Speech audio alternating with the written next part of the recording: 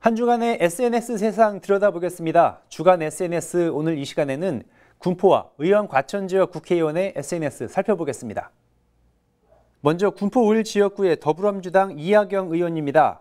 조국 장관 사퇴 관련해서 글을 남겼네요. 검찰개혁은 이제 시작이라고 했습니다. 조국 장관에 대한 검찰의 무리한 수사, 가족에게 상처를 준 언론과 보수 야당에 대한 섭섭함 감추지 않았습니다. 공수처 설치, 검찰개혁 반드시 이뤄내겠다고 했습니다. 국회 국정감사 소식도 전했습니다. 제2금융권을 이용하는 서민들을 위한 더 나은 보금자리론, 집값이 빌린 돈 밑으로 떨어져도 최종 상환 시점에 실제 집값만큼만 책임지는 비소구 주택담보대출 등 서민들을 위한 좋은 금융제도가 있는데 제대로 알려지지 않고 있다면서 적극적인 홍보가 필요하다고 했습니다. 다음은 군포갑의 김정우 의원입니다. 해외에서 면세, 직구 물품 들여와서 되파는 문제에 대해서 지적을 했습니다. 면세점에서만 팔 수 있는 물품이 오픈마켓에 올라와 있고 해외 직구 물품을 국내에서 되파는 위법 행위가 계속되고 있다면서 대책을 요구했습니다. 오픈마켓 운영자에 대한 책임도 강화해야 한다고 덧붙였습니다.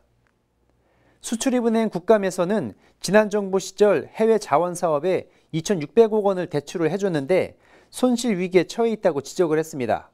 대출받은 사업자의 전력을 보면 과거 정부와 연관이 있다면서 특혜 의혹도 제기했습니다.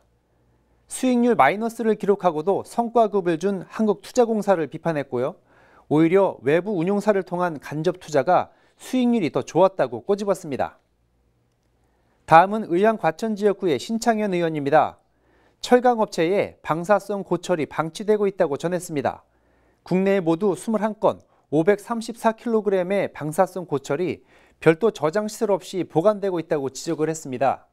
정부가 방폐장의 마지막까지 처리할 때까지 책임지고 관리해야 한다고 지적을 했습니다.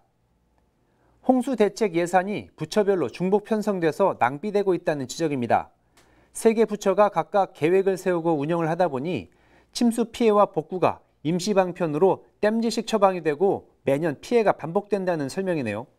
부처 이기주의 버리고 협력할 수 있게 특별법 발의 준비하겠다고 했습니다. 지금까지 주간 SNS였습니다.